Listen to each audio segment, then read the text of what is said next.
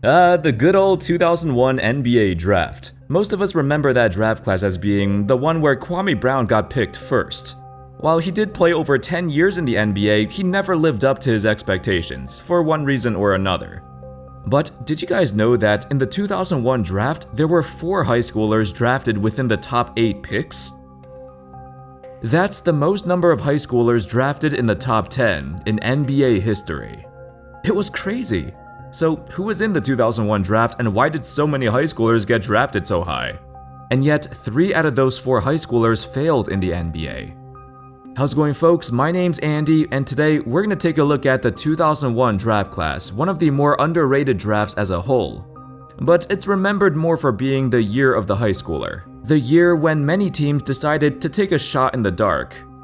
But it didn't work out too well. We'll talk about other notable players from the rest of the class too. Alright, let's get started. So I'll answer this question first. Why were there so many high schoolers drafted in the top 8? I mean, it was 4 out of the first 8 players, which we've never seen before. Well, it's mainly because back in 2001, there were so many successful high schoolers who made it in the league. Back then, the NBA saw guys like Kobe Bryant, Kevin Garnett, Tracy McGrady, Jermaine O'Neal. All of these guys were high schoolers drafted in the mid to late 90s, and they took a while to develop, but they've blossomed into stars or even superstars. It took a while and teams were patient, but by the time they did become stars, they were still very young, like 21 or 22 years old. At that time, 21 to 22, that was like the age that most college players entered the NBA. So essentially, by drafting high schoolers with high potential, they'll likely be better than college players by the time they hit that same age. That was apparently the thought process. As a result, many teams jumped on board this hype train, scouting for more and more high schoolers who they believed could reach the same level as those guys. The 2001 draft was basically the culmination of this high school hype. Even though it's a selection that many people give Michael Jordan crap for, Kwame was pretty much expected to go number 1 anyway. According to ESPN and NBADraft.net, all of their mock boards had Kwame going number 1 to the Wizards, as he was widely regarded to be the best prospect of the class, regardless if he came from high school or college. And so, history was made. Kwame became the first high school player in NBA history to get drafted with the first overall pick. He never became the star everyone hoped for, but he did last a while. Maybe part of his failures was because of playing with MJ. Perhaps he was too hard on the young high schooler, and maybe this type of relationship, it didn't work out. Not everyone could handle MJ's style of leadership. Kwame's lack of motivation played a huge part in his lack of development too. Some off-court issues with his family might have had something to do with that, as he never seemed 100% focused on just playing the game. Anyway, the second high schooler drafted was Tyson Chandler with the 2nd overall pick. The Clippers drafted him actually, but then they immediately traded him to the Chicago Bulls for Elton Brand. Now, this trade at the time seemed completely crazy, because Elton Brand was a 21-year-old rising star who just averaged 20 and 10 in his first 2 seasons in Chicago. Yet, the Bulls were willing to give him up for an 18-year-old Tyson Chandler, a complete unproven commodity who nobody knew could develop into a star or even a better player than Brand. Yeah, he showed his dominance in the high school ranks, but that's high school. Chandler was literally taller and jumped higher than almost everyone he played against, but he had no fundamentals whatsoever. I mean, that just shows how crazy this high school hype was. The Bulls willingly gave up a 21-year-old averaging 20 and 10 for a high schooler. Think about that, that's ridiculous. And then the Bulls also had the 4th overall pick, which they used to draft another center from high school, Eddie Curry. Now, they were banking on 2 high school big men, Eddie Curry and Tyson Chandler, to bring them back to the promised land. These 2 18-year-olds were apparently gonna lead the post-MJ era in Chicago. While Tyson Chandler did become a solid player in his later years, it took him a long time to develop into the defensive beast he became. In fact, it took so long that the Bulls got rid of him after just 5 years, where he didn't show much improvement at all. The Bulls would make the playoffs in this stretch, but Chandler barely made an impact. Eddie Curry would also be gone after 4 seasons. He was improving a bit faster than Chandler. At 22 years old, he was the leading scorer on the team and led them to a 47-35 record in 2005. But then it was discovered he had a heart condition, and the Bulls were hesitant to keep him. Eventually, they would trade him to the New York Knicks, where his career just died. Just like every other young star they've ever had. That's so sad. The fourth high schooler was Sagana Diop, who you may or may not have heard of. He was another center taken by Cleveland with the 8th overall pick. Out of all the other high schoolers, Diop had the worst career by far, as he was never even a starting caliber player, averaging a career 2 points a game. His best moments, though, well, this might be the only moment I actually remember about him. It was back in 2006. He was the backup center for the Mavericks, and they were facing the Spurs in the second round. That was an intense series. In Game 7, Diop actually held Tim Duncan to 1 for 7 shooting in overtime, as the Mavs came out victorious. That was the peak of Diop's career, and he never had that same glory again. All 4 of these high schoolers were centers, and 3 of the 4 drastically underachieved in the NBA, the only exception being Chandler, and even Chandler was considered a bust for most of his career until he got to Dallas. And then New York, where he won Defensive Player of the Year. Fortunately, he was able to revive his career as he got older. But besides those high schoolers, this draft was actually pretty good in general. 8 different players would eventually become an all-star, and other players were very solid too. Pau Gasol was the 3rd overall pick of the draft. He would, of course, become the franchise player of the Grizzlies, lead them to a few playoff appearances, and then become Kobe's wingman on the Lakers.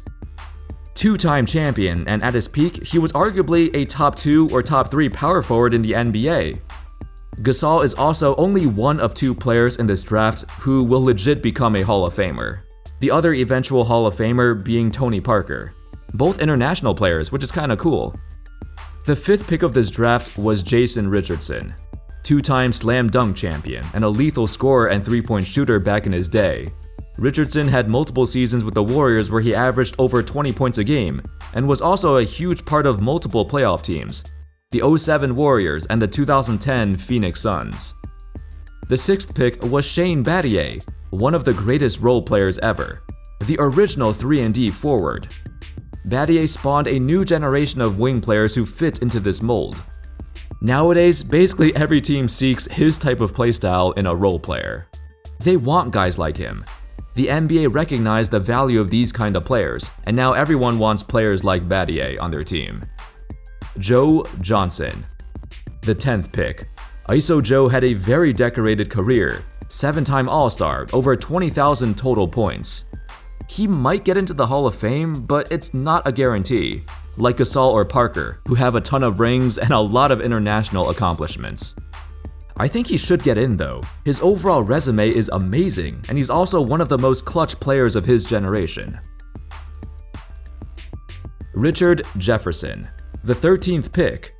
Jason Kidd's sidekick with the Nets as they reached the finals in 2002 and 2003.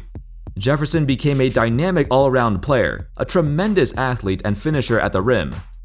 Just like Jason Richardson, Jefferson also had multiple 20-point-per-game seasons, and a major contributor to different playoff teams. He also finished off playing his last few years in Cleveland.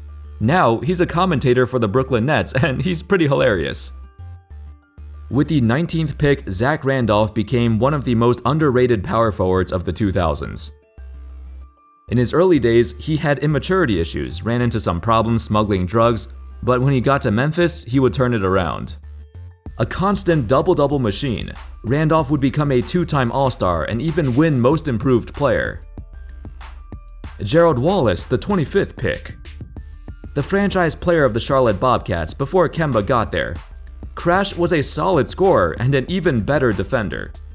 His defensive playstyle was so insane that he would often get injured, or accidentally injure other players.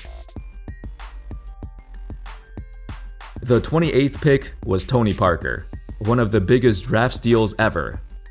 I mentioned earlier, but just like Gasol, he's a guaranteed Hall of Famer. He has the most championships out of any other player in this class, part of San Antonio's decorated Big Three. Very quick, would routinely be top 5 in the league in scoring in the paint, which was crazy for a point guard, and he has the best floater we've ever seen. Parker was simply incredible. The 31st pick happened to be another huge steal, Gilbert Arenas, a guy who would be perfect for the modern NBA. People say Steph Curry popularized shooting deep threes, but Gilbert Arenas was the first guy to make it look cool. With the 38th pick, the Pistons drafted Mehmet Okur. In Utah, he became one of the original stretch fives, a center who shot nearly 40% from 3, which was unheard of back then. Okur was a major piece of those Jazz teams that won over 50 games and made it deep into the playoffs, alongside, of course, Darren Williams, Carlos Boozer, and Andrei Kirilenko. Now, the last guy I want to mention, you probably didn't know this, but we can't forget that the greatest player of all time was in this draft class.